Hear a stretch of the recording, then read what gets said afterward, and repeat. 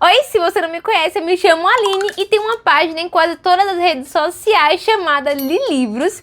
Hoje eu vim recomendar para vocês alguns livros de ficção científica para leitores iniciantes, intermediários e avançados. Vou começar então pelos leitores iniciantes e vou recomendar livros que eu amei. Gente, são livros assim que são meu xodó. Minha vibe de leitura de ficção científica é uma vibe mais assim, satírica e cômica e irônica, sabe? Eu adoro livros que tenham essa pegada. Então todos esses 3 livros que eu vou recomendar aqui pra vocês têm em algum grau assim, algum nível de humor, de sátira ou de ironia. Eu vou começar recomendando um livro que eu li recentemente, que é As Sereias de Titã, de Kurt Vonnegut.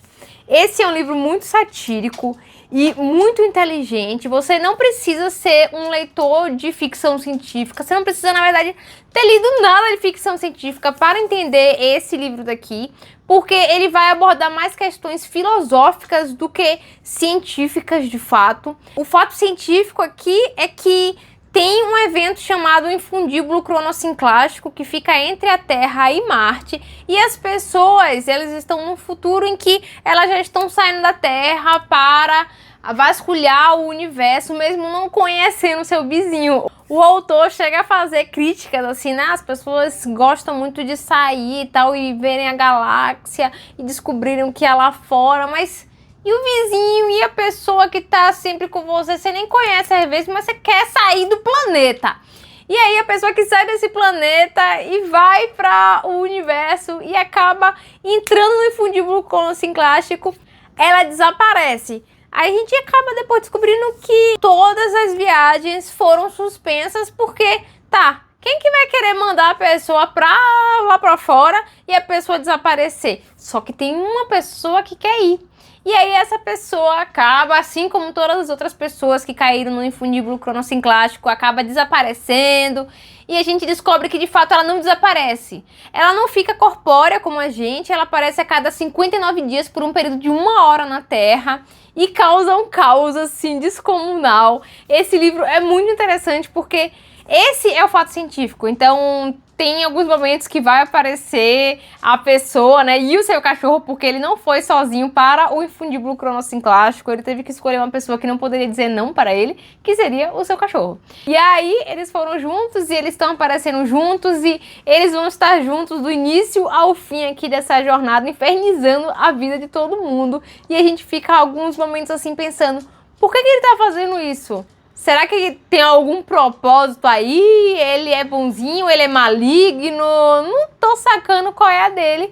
E a gente vai descobrindo página por página. Aqui, Kurt Vonnegut, ele vai criticar algumas instâncias, né? Na verdade, quase todas as instâncias, assim, que a gente conhece. Vai criticar a religião, vai criticar o exército, vai criticar a humanidade de uma forma geral. É muito interessante, eu terminei esse livro e fiquei assim, refletindo um tempão. Inclusive tem uma videoresenha aqui exclusiva para esse livro que eu vou deixar na descrição, que eu falo com mais detalhes. Eu super recomendo a leitura de As Sereias de Titã, essa capa está lindíssima. É um livro que a Aleph tá relançando agora, na verdade eles já relançaram, né? Tem esse e mais 2 livros e eu acho que as capas ficam muito bonitinhas juntas. É só um detalhe aleatório. Mas as capas ficam bonitinhas juntas na estante. Esse é o primeiro livro, então, dos iniciantes, As Sereias de Titã, de Kurt Vonnegut.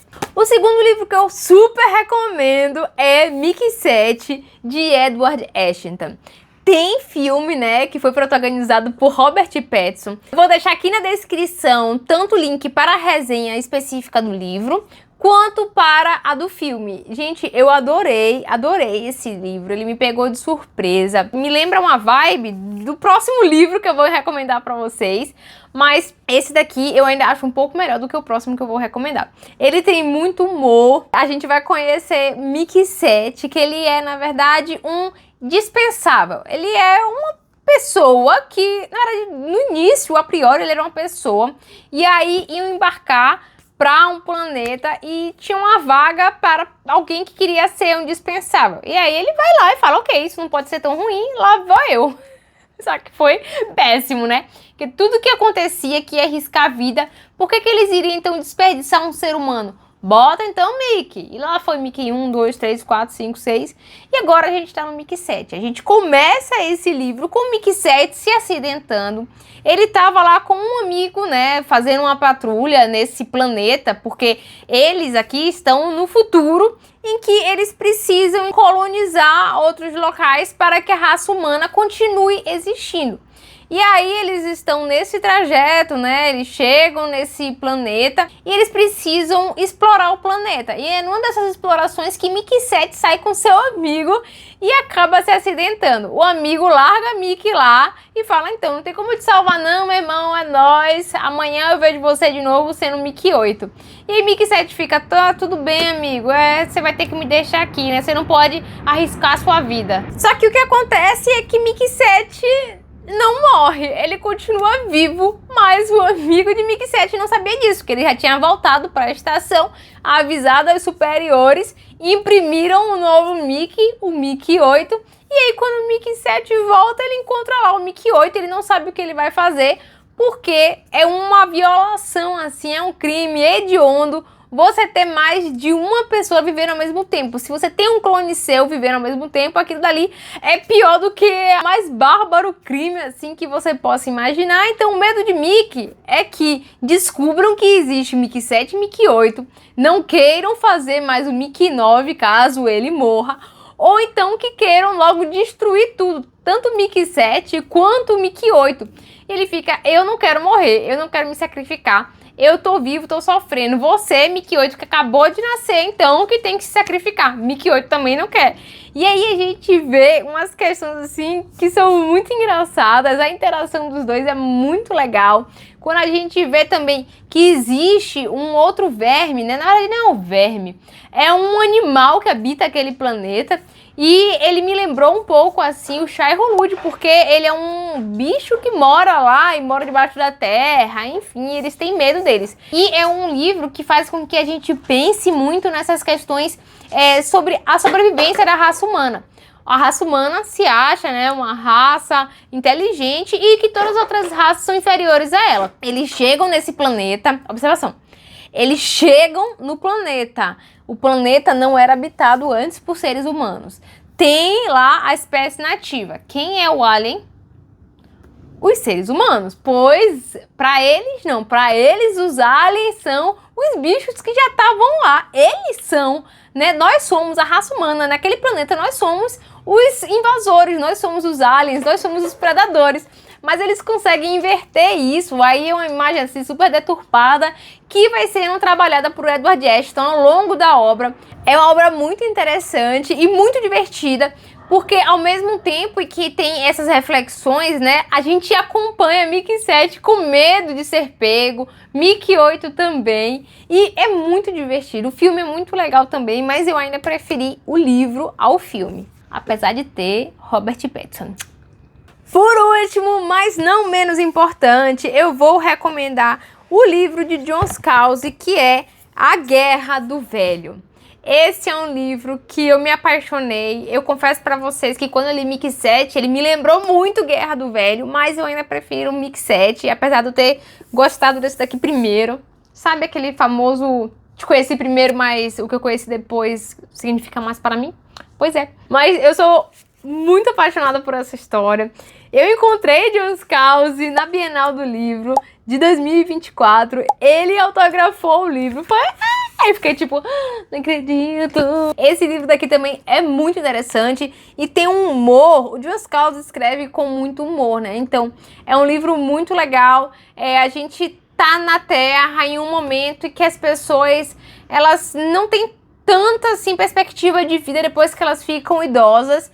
E nosso protagonista, ele fez 75 anos e ele se inscreveu para lutar lá numa guerra porque ele soube que as pessoas que elas eram escolhidas eram rejuvenescidas. Mas como que elas eram rejuvenescidas, ninguém sabia. Ninguém sabia de nada, ninguém sabia detalhes sobre esse rejuvenescimento, só sabiam que as pessoas rejuvenesciam.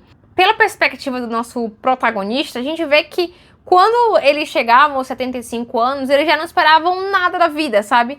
Então, tudo bem, vamos encarar esse rejuvenescimento, mesmo que isso signifique ir para uma guerra. Mas que guerra é essa? Ninguém sabe. Enfrentar o que também ninguém sabe. Só que um belo dia, ele é convocado, é tudo bem misterioso, ele vai ter que pegar uma nave para ir não sei aonde, para não sei aonde, para não sei aonde. E aí, quando ele chega, ele passa por vários, né, processos de treinamento. E aí, enfim, vão fazer o rejuvenescimento. E é muito legal isso, muito engraçado, porque, na verdade, o que eles fazem é trocar de corpo. É basicamente a lógica de Mickey 7, sabe? Eles vão fazer o download da sua consciência em um corpo novo. Só que esse corpo daqui, ele é super aprimorado, tem um computador na cabeça e tal. E o que é interessante, é um detalhe legal, é que a pele deles, quando eles são rejuvenescidos, é verde. Não sei se dá pra perceber aqui, é um detalhe bem pequenininho, mas aqui na capa tem algumas partes do corpo deles que é em verde, mas é tão pequeno que nem dá pra notar. E aí a primeira coisa que eles fazem quando eles estão com esse corpo novo é sentir, né, os hormônios e tal, e aí é uma parte do livro que eles aproveitam, entendeu? Para brincarem de Adão e Eva, se é que vocês me entendem. Eles não podem ter filhos, né, em tese, porque eles estão nesse corpo totalmente fabricado e tal. Mas é um livro também, assim como o Mickey 7, muito de reflexão, de beleza, a gente está expandindo a raça humana, mas a custo de quê? Estamos eliminando outras raças só porque elas estão se defendendo contra nós que somos os invasores.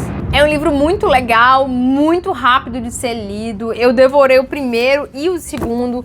Eu só ainda não li o terceiro. São 2 trilogias e John Scalzi está escrevendo o 7º livro. Só não li o terceiro porque eu tinha que ler outras coisas, senão só ia fazer isso da minha vida. Então, Guerra do Velho, depois dele tem a continuação, que é As Brigadas Fantasma, e por último tem A Última Colônia. Mas a gente sabe que não é o último livro, né? Pode ser A Última Colônia, mas não é o último livro. Eu recomendei, então, Guerra do Velho por último, porque ele é muito mais extenso, assim, de narrativa, de ter outros livros, do que os outros 2. Sereia de Titã é um livro único e Mickey 7 também é um livro único. Na verdade, quando eu postei a resenha de Mickey 7, eu achava que era um livro único.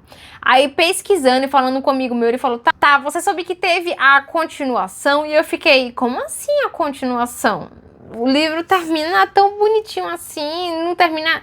Claro que nenhuma história vai terminar fechada, a não ser que seja uma coisa da Disney, né? Que vai falar assim, viveram felizes para sempre. Pronto. Mas até nisso a gente dá pra imaginar várias coisas. Eu achei que Mickey 7 fechou bonitinho, não precisava da continuação. É muita coisa, muita coisa. Vamos então para os leitores de sci-fi que já estão assim, dando os primeiros passos e estão querendo avançar. Vamos para os intermediários. Eu vou começar recomendando um livro que mora no meu coração. Eu amei demais, me surpreendi bastante, que foi Hyperion e a sua continuação, A Queda de Hyperion. Gente, que livro maravilhoso! Aqui a gente vai conhecer 7 peregrinos que estão indo para esse local chamado Hyperion. E a gente não sabe direito que local é esse, o que é que eles estão fazendo juntos, e nem eles sabem disso. O que a gente sabe é que existe alguém assim que vai trair eles no meio desse grupo. Eles vão então juntos sem saber quem é o colega, né, do lado, e ao longo do caminho eles decidem então cada um contar a sua história para eles saberem o porquê deles estarem juntos, o que esperar, né, um do outro, e descobrir ali aqueles mistérios, porque eles não escolheram os companheiros, eles simplesmente apareceram lá e falaram, ok, é com essa galera aqui que eu vou, né? E é isso que eu acho tão interessante na história de Hyperion, porque Dan Simmons consegue fazer com que cada personagem, né, narre a sua própria história, e ele consegue costurar todas as histórias a esse ser místico que é o Picanso. O que de fato é o Picanso, a gente fica catando migalhinhas ao longo de todas as histórias pra gente formar mais ou menos uma imagem ali dele, O que é que ele faz, o que é que ele não faz. A gente fica sabendo que existe todo um folclore ao redor do Picanço. Ele é conhecido por conceder desejos, né, a uma das pessoas de um grupo de 7. É por isso que eles estão indo juntos. O que que eles vão pedir, né? O que que cada um tem em mente para pedir para o Picanço, caso essa pessoa seja a pessoa escolhida pelo Picanço? E as outras pessoas, vai acontecer o que com elas, né? A gente fica sem saber direito. Provavelmente, né, o que diz a lenda, o Picanço tira a vida de todas as pessoas, exceto a pessoa que ele vai conceder o desejo. Tudo tá acontecendo numa boa, né? Até que um belo dia acontece lá uma coisa sinistra e bizarra com uma das pessoas, né, com um dos peregrinos que estava indo para Hyperion, e essa pessoa não consegue contar a sua história. A gente fica... Meu Deus, vai ter então uma broca nesse quebra-cabeça. Como é que a gente vai descobrir de fato o que é que todo mundo quer, o que é que todo mundo não quer? É muito interessante ver um local assim totalmente diferente, porque os seres humanos não habitam mais na Terra. A Terra, ela não existe mais. Eles precisam propagar a espécie e ir para outros planetas. Tem um vídeo exclusivo aqui no canal para Hyperion e a queda de Hyperion, que eu também vou deixar aqui na descrição se vocês tiverem interesse de ver. Eu adorei, amei, assim, Hyperion, mas a queda de Hyperion foi, assim, uma maravilha, sabe? Superou o primeiro livro. E isso é muito surpreendente, porque muitas vezes eu adoro, amo o primeiro livro, mas quando vem a continuação eu fico decepcionada. E não foi o que aconteceu. E isso tá me deixando com medo, porque eu não sei o que esperar do terceiro livro. O primeiro foi bom, o segundo foi excelente. Na verdade... dizer só que é bom é pouco, né? Ele foi maravilhoso. Enfim, eu amo essa saga. E tô com medo com o que Dan Simmons vai fazer no terceiro livro. Mas até agora, tendo lido o primeiro e o segundo livros, eu super recomendo a saga Hyperion. A saga Hyperion flerta um pouco com a fantasia. E aí eu vou recomendar um outro livro que também eu acho que flerta com a fantasia, que é Duna, que tem essa capa daqui, que algumas pessoas não gostam, mas é só uma capazinha, né? A gente chama de jacket. É só uma jacket, você pode ficar com a sua obra-prima, né? Sem aquela jacket, e é Duna, de Frank Herbert. Por que que eu acho que ambas as obras flertam com fantasia? Eu acho que chega em um momento em que a gente fica muito no futuro, que as coisas ficam tão distantes da nossa realidade, que elas até parecem totalmente reais. Não que habitar novos planetas não seja uma coisa assim muito distante da gente, porque né? A gente tem as expedições para a Lua e tal, mas ir para outro planeta, habitar e desenvolver uma vida lá é uma coisa dentro dos parâmetros. Mas quando a gente está muito no futuro, com a tecnologia super avançada e os alienígenas, né, são tão alienígenas que eles têm características inumanas, pra mim dá um pouco o ar de fantasia. Eu acho que o primeiro livro, né, Hyperion, ele tem mais essa pegada de fantasia, e o segundo um pouco menos, apesar de ter bastante também pra mim. Você pode discordar e tá tudo certo. E pra mim acontece a mesma coisa aqui em Duna, né? Eles estão tão assim no futuro que tem características inumanas. Aqui a gente vai acompanhar a casa Atreides lutando contra uma outra casa chamada Harkonnen. Eles têm uma treta muito antiga de família que aconteceu, né, alguma traição há um tempo, e eles guardam rancor até hoje. O problema é que a casa Harkonnen, ela domina Duna e a especiaria que Duna fornece, né, que é a melange. E a melange é a moeda, é a tradução de riqueza nesse futuro. E o imperador e a casa Harkonnen, junto com outra ordem religiosa chamada Bene Gesserit, percebe que a casa Atreides está levantando, está se erguendo, e cada um, movido por um motivo diferente, se une para acabar com a casa Atreides. Para isso, eles mandam a casa Atreides para Arrax, para Duna, e aí lá eles armam um plot para que todos os Atreides sejam eliminados. O problema é que dentro da casa Atreides existe uma Bene Gesserit, que é Lady Jéssica. Lady Jéssica desobedeceu as Bene Gesserit. As Bene Gesserit falaram que todas as Bene Gesserit que fossem incumbidas de ter um filho com alguma pessoa governante, deveria produzir uma filha mulher. Elas têm tanta consciência de si, do seu ser, que elas conseguem até modificar o sexo do seu neném. Só que Lady Jessica se apaixonou pelo pai de Paul e ela resolveu então dar ao pai de Paul um filho homem. O problema é que para isso ela teve que ir contra toda essa ordem aí milenar das Bene Gesserit. E Paul, ele já nasce assim com um poder muito grande. E quando eles chegam lá em Arrax, em Duna, o povo lá de Arrax sabe, através de anos e mais anos de ensinamentos da Bene Gesserit, que vai vir um Kwisatz Haderach, a pessoa responsável por livrá-los do sofrimento e da dor. O sofrimento e a dor deles é habitar um planeta super desértico e que eles não fazem nada sem pensar assim na água do corpo que está sendo gasta para determinada atividade. Chorar é uma demonstração assim de respeito e de admiração, porque você está jogando o seu líquido fora, né? Sua água fora. E é nesse cenário que entra Paul Atreides e todos os Atreides. Eles sofrem muito na mão dos Harkonnen, que na verdade, como eu tinha dito antes, né? Eles eram as pessoas que dominavam Duna. E eles saem de propósito, porque eles, depois que os Atreides chegam lá, eles avançam e atacam os Atreides querendo a sua eliminação. Só que eles não imaginavam que Paul fosse sobreviver. E aí começa toda essa intriga, né?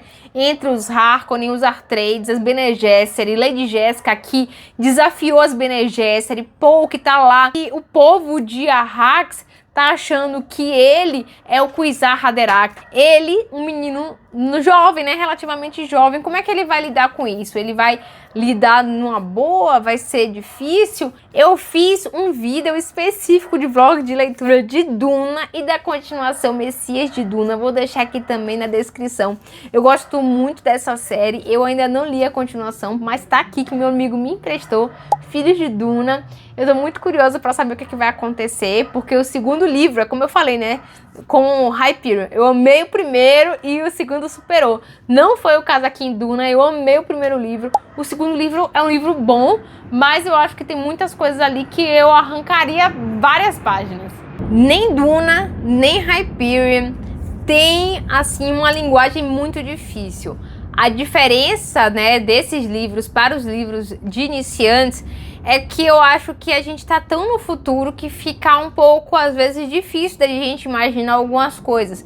Tem muitos termos diferentes, termos inventados, e por isso eu acho que é legal a pessoa começar a ler esses dois livros aí que eu indiquei, quando ela tiver, né, um pouquinho mais de experiência e não vai ficar tão assim deslocada quando pegar esses livros. Mas se você nunca leu sci-fi e quer pegar esses livros, vá! Aqui não é nenhum impeditivo para isso, tá?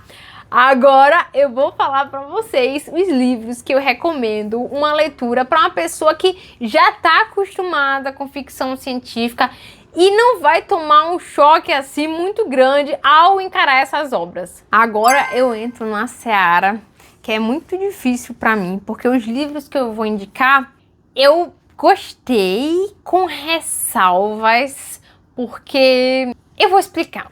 O primeiro livro de todos que eu vou recomendar para vocês é o famosíssimo Fundação de Isaac Asimov. Algumas pessoas começam a ler ficção científica por Isaac Asimov. Eu confesso para vocês que eu tentei ler um outro livro dele que eu sempre tento lembrar o nome do título, eu demoro horas. Aí eu lembro uma vez a cada 365 dias, eu acho que é uma coisa, o fim da eternidade, enfim. Tem anos que eu tentei ler esse livro e eu não gostei. E eu fiquei assim, reticente e tal, para pegar a Fundação. E aí quando eu peguei a Fundação eu gostei bastante. O problema é que eu não sei se com vocês é a mesma coisa, mas eu tenho muita dificuldade de ler livros de contos, porque eu, quando termino o livro, eu preciso respirar e refletir um pouco sobre aquele livro para conseguir pegar um novo livro, uma nova história. Tá, mas e o que é que isso tem a ver, né, com a história Fundação? É um livro de contos? Não, Fundação não é um livro de contos.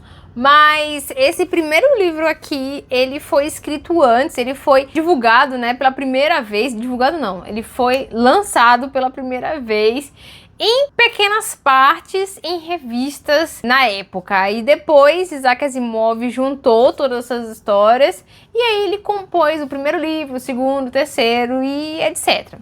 Então, o que acontece aqui é que nós temos blocos de histórias. Tem uma história que ela se fecha, depois a história que vai fazer menção a essa primeira também ela fecha em si, e depois uma outra. Se não me engano, são 3 aqui. E aí, toda vez que eu terminava uma, demorava assim. E aí eu ficava, tá, vamos lá. E eu demorava pra engatar. Então eu demorei muito pra ler esse livrinho aqui. Ele é fino, relativamente fino, ele tem 238 páginas. Eu demorei muito. Então é um livro que, a meu ver, ele não tem muitos clímaxes assim, ele é bem linear, mas não é por isso que eu considero um livro chato. Muitas pessoas falam assim, nossa, é um livro que não acontece nada, é um livro que não tem um personagem principal. Pra mim, o personagem principal é a própria fundação, é o que vai acontecer ali, é essa coisa realmente mais abstrata. A gente vai acompanhar, então, durante muito tempo, a evolução daquela humanidade, porque uma pessoa previu que tudo iria dar errado. A gente também está aqui no futuro, em que os seres humanos já estão espalhados pelo universo, e aí para eles conseguirem unir todo mundo, foi muito trabalhoso e aí tá muito desgastado. Aí esse estudioso fala que, então, daqui a não sei quantos anos vai acontecer uma guerra, vai dissolver o poder como a gente conhece hoje, e aí ele vai criar um local em que as pessoas vão estudar para tentar mudar isso. Só que realmente, será que é esse o objetivo dele? A gente vai acompanhar isso aqui nesse livro, a gente vai acompanhar, na verdade, a introdução aqui nesse primeiro livro. É bem devagar, sabe, a leitura. Pelo menos foi pra mim. Tem pessoas que falam assim, nossa, eu devorei esse livro em 2 dias. Maravilha, não foi o meu caso. Eu indicaria esse livro para uma pessoa que já está acostumada com iniciação científica, com ficção científica, e não ia sentir dificuldade ao pegar esse livrinho. Um outro livro que eu recomendo, e que eu recomendo com um pé atrás, é o livro Nova, de Samuel Delany. Deixei já um vídeo aqui no canal só falando sobre esse livro. Esse vai ser um livro em que a humanidade já está no futuro. Vamos acompanhar um personagem que a família desse personagem tem uma pequena rusga com uma outra família. E essa rusga, ela passa de pai para filho, porque os pais até tentam fazer com que os filhos depois convivam, só que tem ali uma tensão. Tem um dos personagens que ele não tem uma mão e a mão dele é mecânica, e aí o menino fala assim, então, sua mão, não sei o que, só que o personagem que tá com a mão mecânica não gosta que ninguém fale da mão, e ele não é uma pessoa consciente, sabe? Ele não entende que às vezes a curiosidade de uma criança ver uma mão mecânica lá, e às vezes é muito legal aquilo pra ela. Pra ele já encara como uma afronta, e o mecanismo dele é bater na pessoa, se vingar e acabar com a vida da pessoa assim, de uma forma meio bizarro. E aí eles crescem, e esse rapaz, né, o que comentou da mão do colega, ele resolve então ir atrás de um combustível ilimitado para que a família dele, né, para que a empresa da família dele supere a desse rapaz que tem uma mão, um braço tecnológico. E para isso ele vai querer ir atrás de uma nova. Uma nova é uma estrela que está implodindo e dela libera um Illyrium. Illyrium é o combustível que eles utilizam em várias coisas, né? Tanto no transporte quanto em baterias. E ele tem certeza, na verdade, que quando ele conseguir pegar o combustível dessa nova, ele vai se tornar muito rico e vai acabar com a outra família, com a empresa da outra família. A gente vai ter contato aqui com a ópera espacial, muito legal. Os personagens são divertidos. Tem um personagem aqui que ele é muito chato. Ele fala, que é o Catan. Meu Deus, tem uma fala dele que tem 1 página e pouca. Mas é um livro legal para quem gosta dessa temática. Eu confesso que não é a minha temática de ficção científica favorita. Então, para mim, foi um pouco maçante fazer essa leitura. Mas para quem gosta desse tipo, né, de ópera espacial, eu recomendo o livro Nova de Samuel Delany. Eu acho que em alguns momentos aqui, Delany, ele quer descrever demais algumas coisas que não tem muito a ver com o que está acontecendo e isso me tirava um pouco da história, mas de uma forma geral eu gostei. Não é meu livro favorito de sci-fi, não tá no meu top 10, no meu top 20, etc, mas não é um livro ruim. Por último, está um livro ruim, que é Neuromancer, de William Gibson. Gente, eu vou deixar claro mais uma vez aqui, que é a minha opinião, tá? Se você acha que Neuromancer esse é um livro, assim, maravilhoso, é a obra-prima da humanidade, tudo bem, eu reconheço a importância de Neuromancer, até por isso que Neuromancer tá nessa lista. Eu não coloquei Neuromancer nessa lista porque eu gosto, pra mim foi uma leitura muito extremamente maçante. Eu li e na mesma hora, quando eu terminei, eu falei, gente, eu só quero esquecer isso. Tanto que eu confesso pra vocês que alguns detalhes da história, assim, eu já nem lembro mais. Eu não fiz nenhum vídeo sobre esse livro, porque foi realmente muito chato pra mim. Mas eu lembro que gente, eu li esse livro recentemente, só que, é sério, eu fechei assim o livro, parece mágica. Eu esqueci várias partes do livro, graças a Deus. Eu acho que a forma mais simples de explicar Neuromancer é: quando eu era mais nova, os filmes e as animações e tal mostravam um futuro brilhante com os Flintstones e tal. Tudo bem que os Flintstones se passa tipo na época das cavernas, mas tem tecnologia. O negócio é, quando eu era mais nova, na minha infância, todos os filmes tinham uma perspectiva muito boa do futuro. E uma outra vertente, né, que era uma vertente que meus pais escondiam de mim e que eu não tive acesso quando eu era criança, essa vertente do futuro apocalíptico e depressivo e tudo dando errado e tal. Se você já assistiu Blade Runner, você sabe o que eu tô falando, aquela vibe ali de cidade escura, das coisas meio caindo aos pedaços, uma vibe bem sombria, sabe? Então é nessa vibe que a gente vai ver o livro Neuromancer. Tem um cara que ele vive nessa cidade, ele já não vê muito sentido na vida porque ele só vivia lá na internet, ele consegue se conectar às redes e tal. E aí ele não, depois de um tempo ele não conseguiu mais e tudo pra ele perdeu o sabor, a alegria, e uma empresa o contrata para fazer um serviço e em troca ele iria conseguir entrar lá na rede. E a partir daí que vai desenvolver a história. Ela tem uma premissa muito boa, mas o desenvolvimento foi muito maçante para mim. Tinham coisas que eu não entendia nada. É uma escrita muito estilizada, sabe? Que eu me esforçava para imaginar, mas eu não conseguia. Tipo, teve uma hora lá que ele descreve que uma pessoa pisou numa poça de sangue invertido.